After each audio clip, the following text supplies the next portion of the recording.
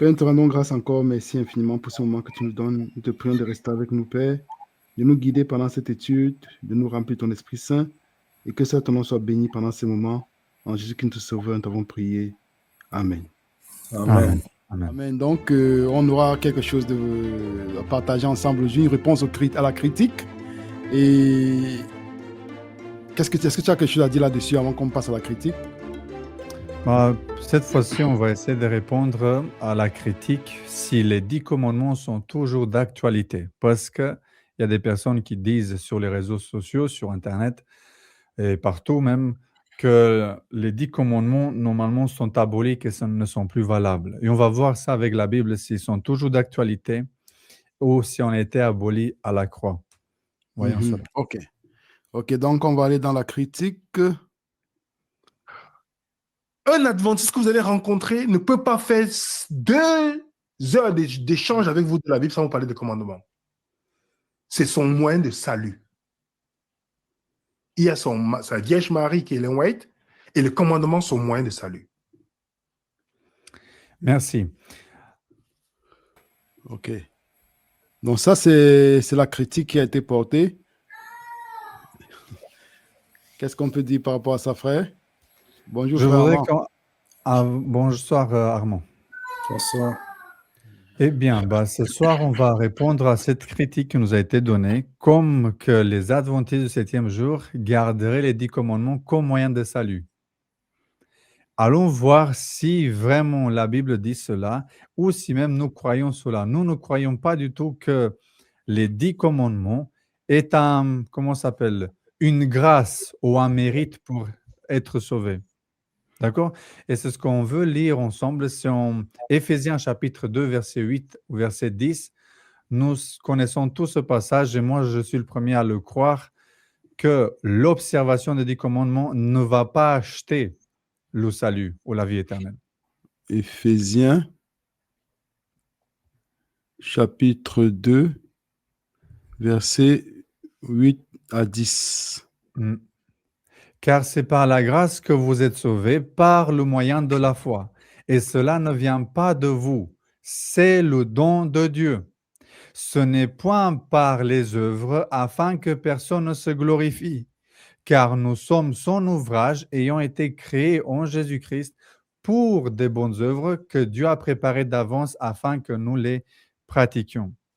En fait, la Bible nous enseigne que nous sommes sauvés par quoi?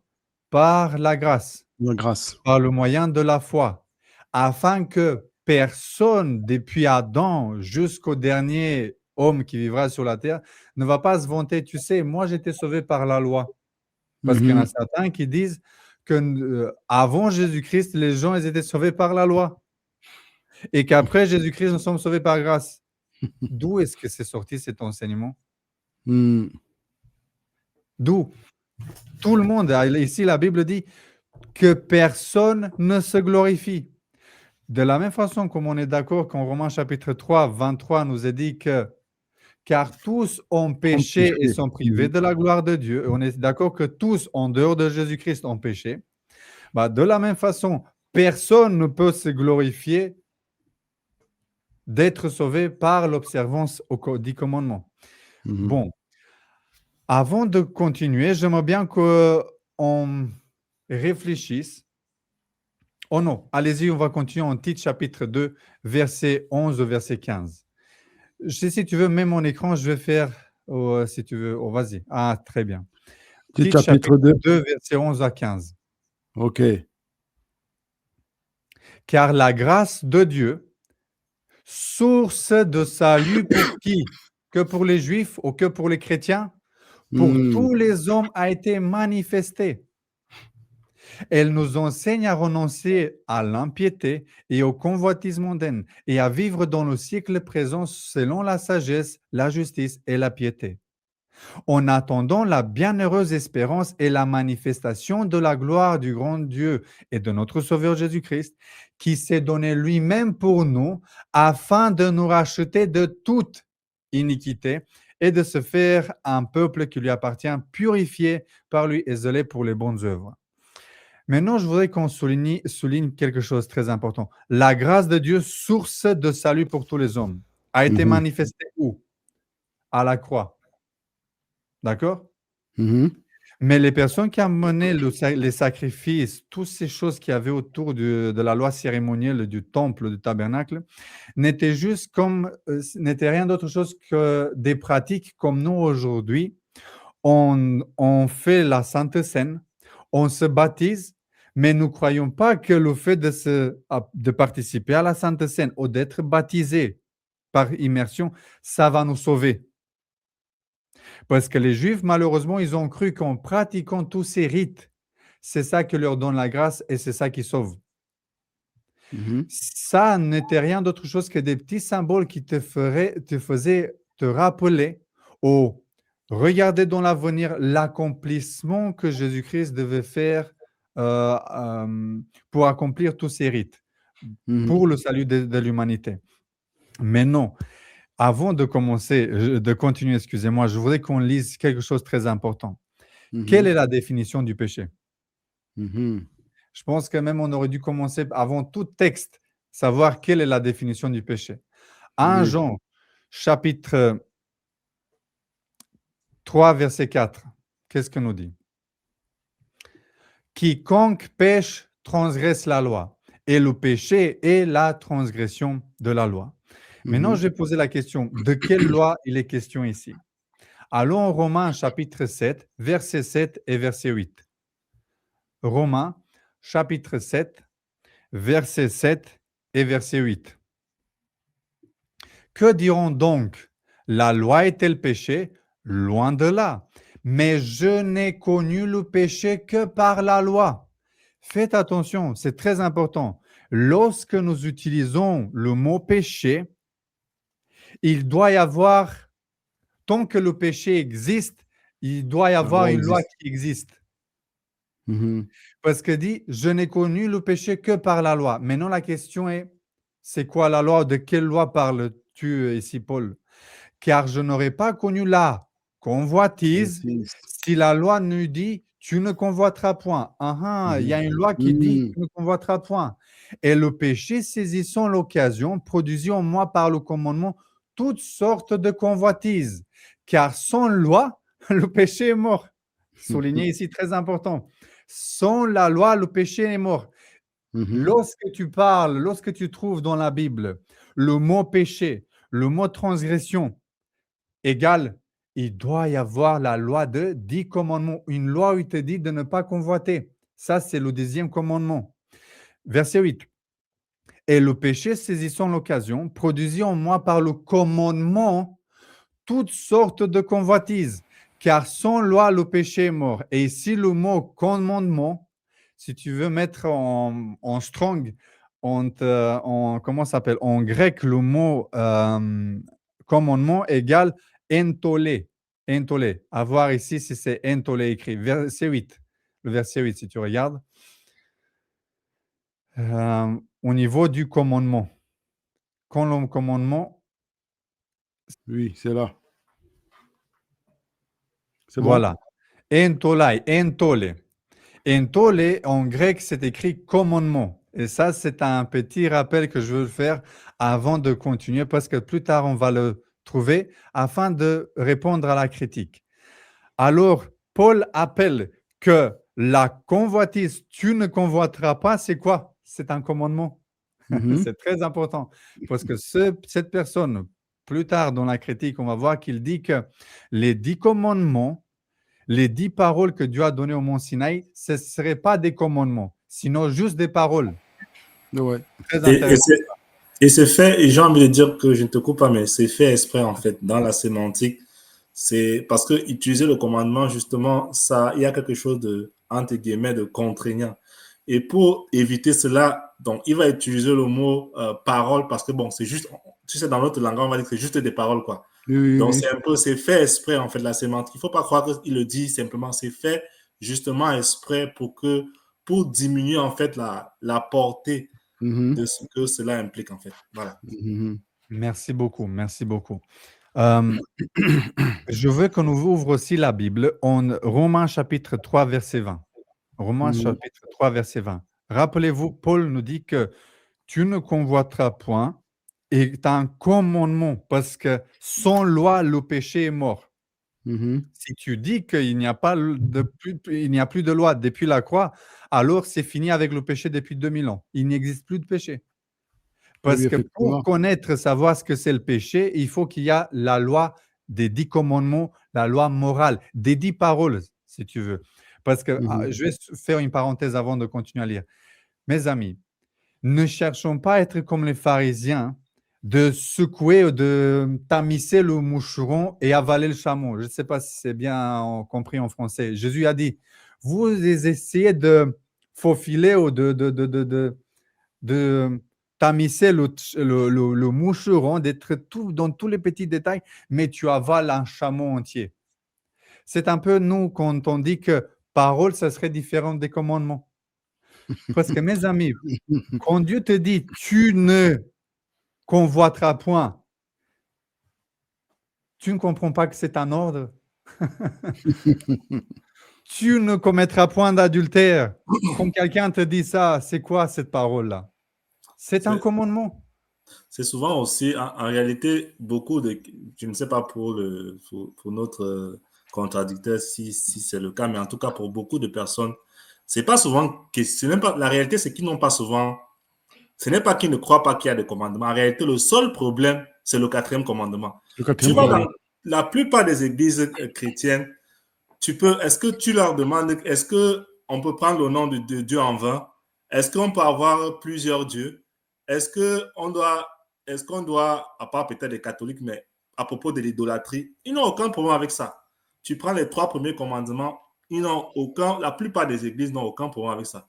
Dès que tu parles du sabbat, oh, vous êtes sur la loi, vous êtes sur la loi. Donc, Dieu, en fait, c'était le Black Friday. Excusez-moi, Dieu a fait le Black Friday pour ces gens-là. Donc, il a fait 10% de remise.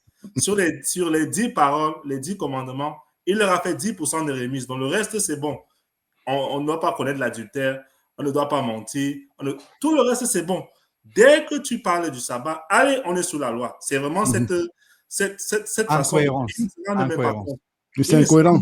Compte de la bêtise, excusez-moi, de la bêtise qu'ils sont en train de faire, c'est-à-dire de prendre quelque chose et de s'arranger à trouver le moyen d'enlever ce qui les dérange. C'est ça la réalité. Merci. Maintenant, verset 20, Romains 3, verset 20. Car nul ne sera justifié devant lui par les œuvres de la loi, puisque c'est par la loi que vient la connaissance du péché. Maintenant, je veux poser la question à tout le monde. De quelle loi parle ici Paul? Il parle de la loi de 10 commandements. La loi de 10 commandements définit c'est quoi le péché, c'est quoi la justice, c'est quoi l'amour. Tout à l'heure, on va parler d'amour.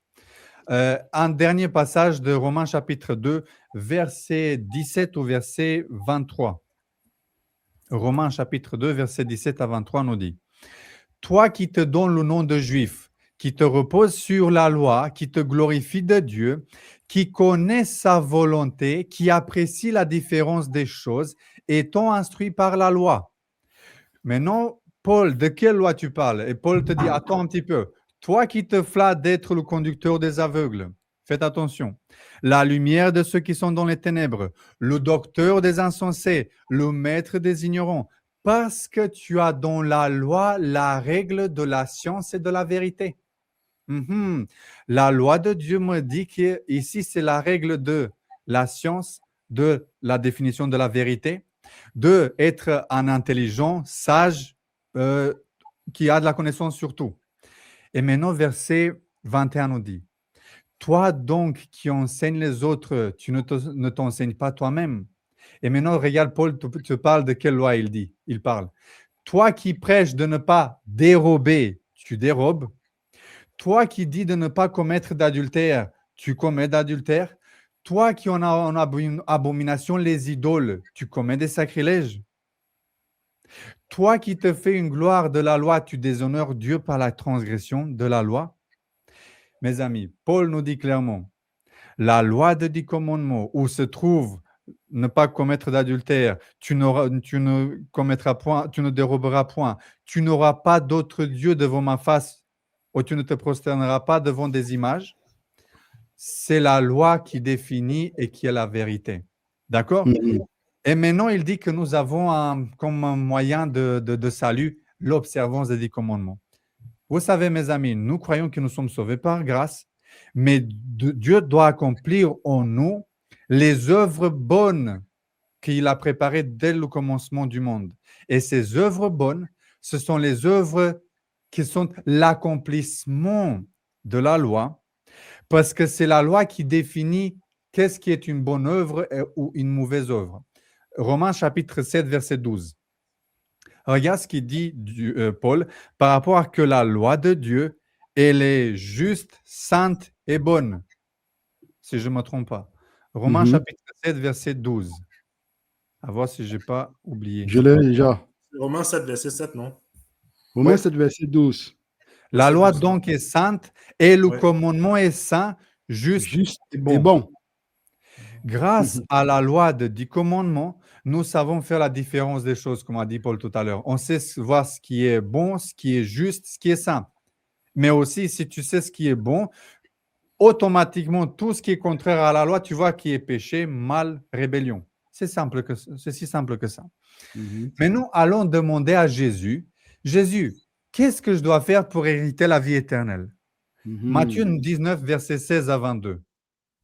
Regardez Matthieu. ici. Parce qu'ils disent que nous parlons, il ne peut pas parler avec nous plus de 2 heures sans que nous parlions et nous faisions référence à la loi. Ce n'est pas moi qui le dis, hein, c'est Jésus-Christ. Jésus-Christ n'a Mhm. attendu même pas 1 minute.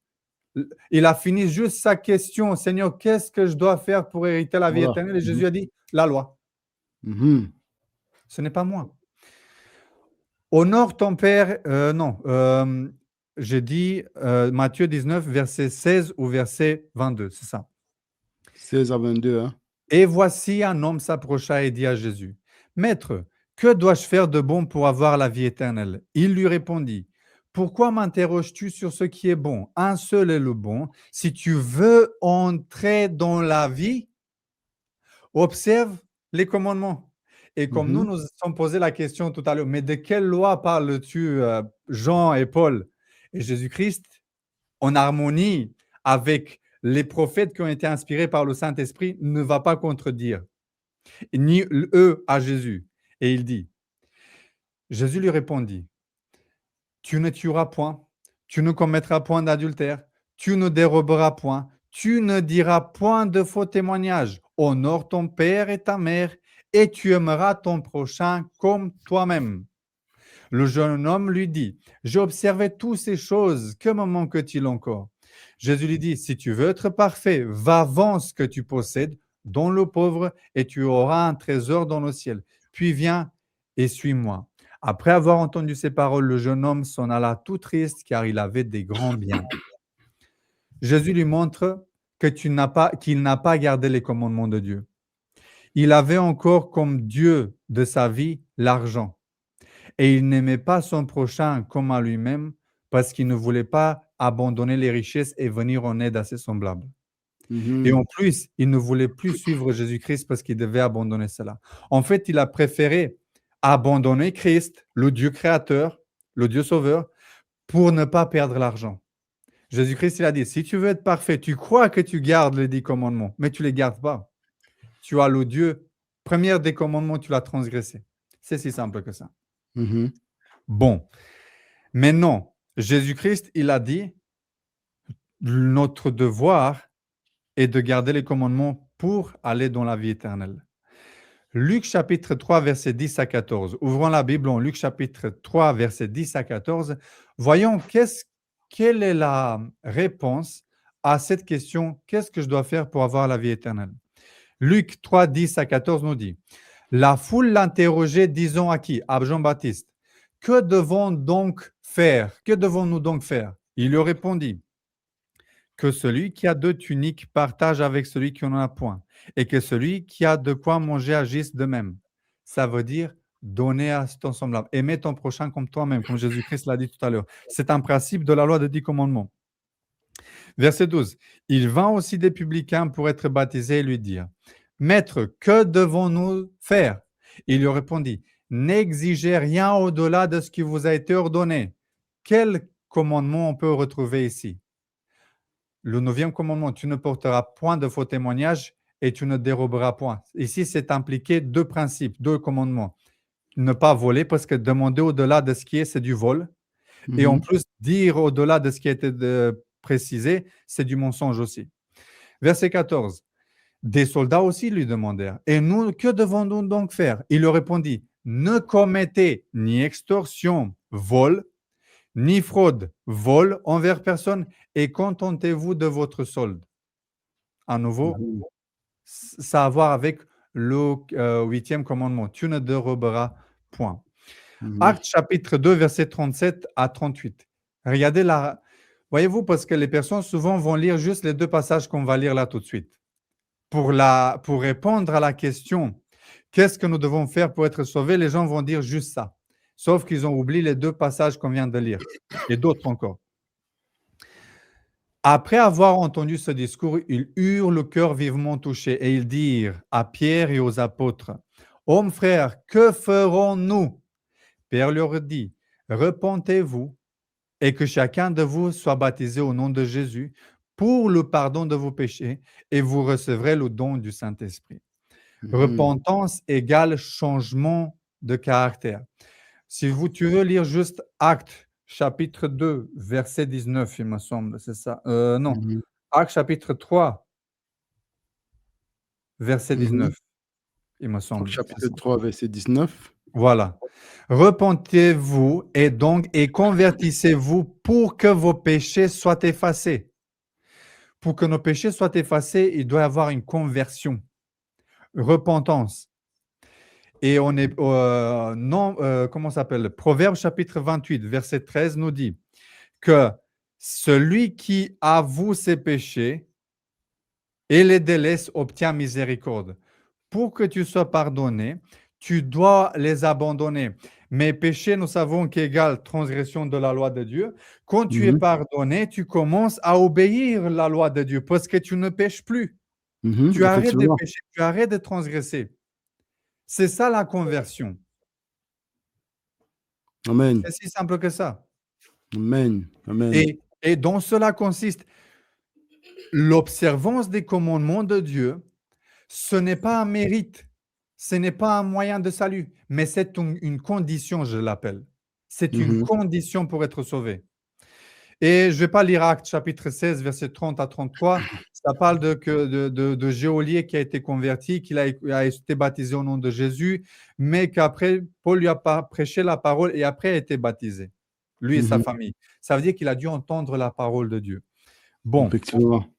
Donc, je pense qu'il est bien de remettre un peu les choses dans l'ordre parce que les gens sont souvent confus quand on parle de ce sujet-là. Quand on va leur dire d'un côté, effectivement, Dieu nous donne la loi et nous dit, comme on a lu tantôt, Jésus va dire aux gens que voilà, si vous voulez être sauvés, voilà ce qu'il faut faire. C'est bien un peu de remettre les choses dans l'ordre. Si nous retournons quand Dieu vient libérer son peuple, et le frère Denis, dans une de ses présentations, avait fait bien de mettre les choses dans l'ordre. Il va sauver, il va prendre son peuple, Exode chapitre 12, qui va libérer de l'esclavage du péché. Et ce n'est qu'en Exode chapitre 20 qu'il va leur donner, Exode chapitre 20, il va leur donner les 10 paroles, les 10 commandements. Et Exode chapitre 21, il va leur donner, et j'aime bien la version anglaise parce que la version anglaise parle de jugement. On fera une présentation là-dessus, qui va leur donner tout cela. Ce n'est que bien après qu'il va leur donner la loi. Mais avant, il va d'abord les sauver. Il va d'abord leur sauver. Et pour bien comprendre ça, le livre de Romains en parle encore. Si nous allons dans Romains chapitre, lisons Romains chapitre 4, parce qu'il faut bien que les choses soient dans l'ordre, dans l'esprit des gens. Lisons Romains chapitre 4 à partir du verset 1. Si on a la Bible. Ok, Romains chapitre 4, verset 1. À partir du verset 1, oui. Oui. Tu peux lire? Que dirons-nous donc? Abraham, notre père, a obtenu selon la chair. Si Abraham a été justifié par les œuvres, il a sujet de se glorifier. Mais non devant Dieu. Car, que dit l'Écriture? Abraham crut à Dieu et cela lui fut imputé à justice. Or, On continue. ils vont s'arrêter là. On peut Verset continuer. 4, c'est intéressant. Or, à celui qui fait une œuvre, le salaire est imputé, non comme une grâce, mais comme une chose due. Et à Dû. celui qui ne fait point d'œuvre, mais qui croit en celui qui justifie l'impie, sa foi lui est imputée à justice. Très bien. Et si nous allons plus on descend un peu plus, on peut lire à partir du verset 12. Mhm, Mais avant d'y aller juste ça, j'aimerais bien juste noter, vous avez remarqué, et c'est le texte que j'ai noté aussi pour dire, c'est important, le Saint-Esprit nous a guidés dans le même sens, dans le même mhm, endroit. Le fait qu'Abraham obéissait à Dieu, mhm, ses œuvres qu'il faisait étaient comme une chose due et pas considérées comme une grâce. mhm, Avez-vous remarqué? C'est un devoir d'obéir, c'est pas une grâce. C'est pas considéré comme une grâce, c'est tout. mhm, En tout cas, là, on voit que, oui, donc ici, l'apôtre pour nous faire clairement comprendre que ce n'est pas par les œuvres mhm. de la loi que Abraham fut justifié. Abraham a cru et il lui fut imputé. À Il lui fut justice. imputé à justice. Donc, ce n'est Mhm, pas par les œuvres qu'Abraham a reçu la justification que Dieu lui a accordée. Et mhm, plus tard, si nous allons lire, nous allons voir que nous sommes les héritiers de cette promesse qu'il a faite à Abraham. C'est-à-dire que, je paraphrase, c'est-à-dire que le moyen par lequel Abraham reçut le salut, eh bien, en tant que père de la foi, c'est par le même moyen que nous recevons également, nous recevons également le salut. Le salut.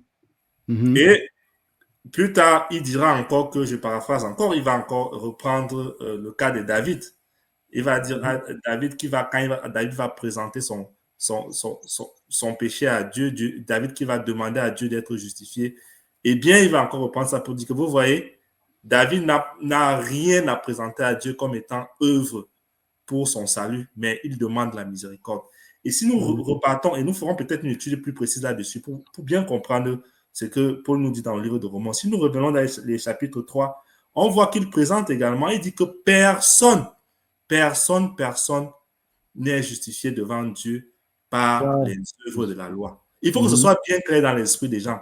Donc, quand Jésus lui-même dit qu'est-ce qu'il faut faire pour être sauvé, alors il faut observer les commandements de Dieu. Ce n'est pas l'observation des commandements de Dieu qui donne le salut, puisque personne, par ses propres moyens, personne par sa mhm, force, peut observer la loi.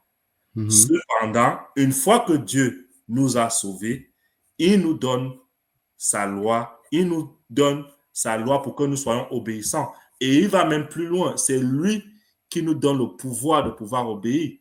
D'ailleurs, mhm, il nous promet de nous donner un cœur nouveau.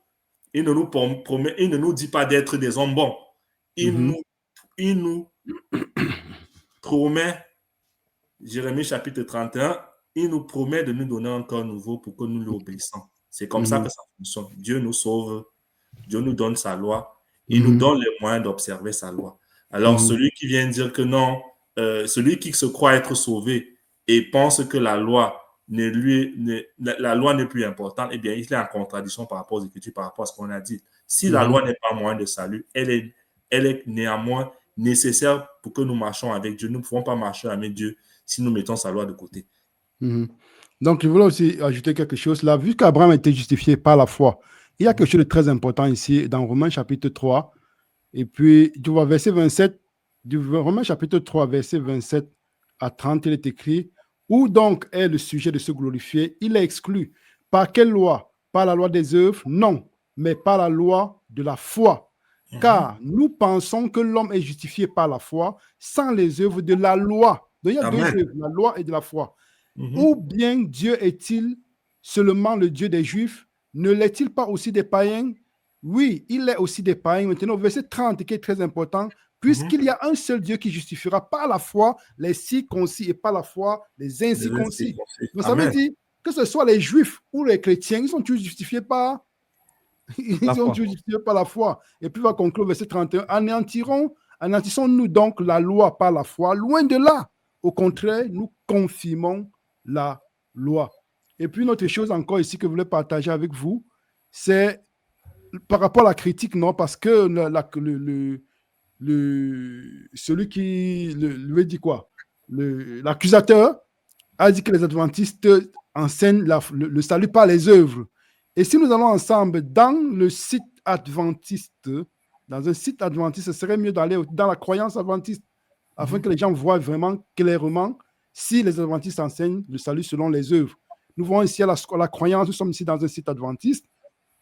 Et si nous allons à la 19e croyance, nous voyons bien que l'accusation ne tient pas la route.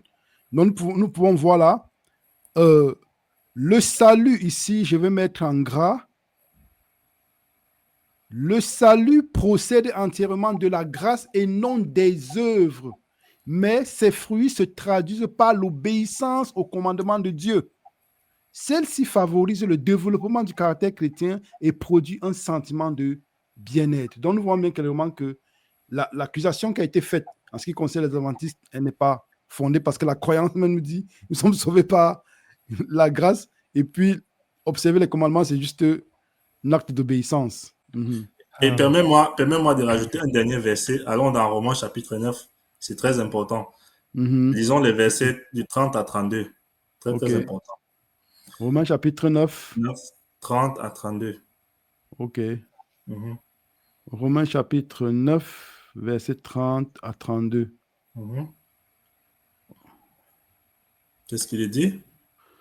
Que dirons-nous donc? Les païens qui ne cherchaient pas la justice ont obtenu la justice qui vient de la foi, tandis qu'Israël, qui cherchait la loi de justice, n'est pas parvenu à cette loi. Pourquoi? Parce qu'Israël l'a cherché non pas la foi, mais comme provenant des œuvres. Ils se sont heurtés contre la pierre d'achoppement. Merci. Donc, qu'est-ce qu'il nous dit ici? Il nous dit que les païens qui ne cherchaient pas la justice l'ont obtenu, ils ont reçu la justice par quoi? Par la foi, par la foi. Mais il y a Israël. Bien sûr, quand on parle d'Israël, c'est certain à Israël, parce qu'il y a évidemment, on a vu des gens, on a vu le cas de David qui a été justifié et bien d'autres. Alors, certains ont cherché à obtenir justement la justice de Dieu par la foi, mais ils ne sont pas parvenus. Parce que ce n'est pas possible. Par la loi. Par la loi, pardon. Ils ne sont pas parvenus. Parce que, comme on l'a dit, comme le frère l'a si bien dit, personne devant Dieu ne peut être justifié par la foi. Donc, par la loi. Par la loi, excusez-moi. Personne devant Dieu ne peut être justifié par la loi.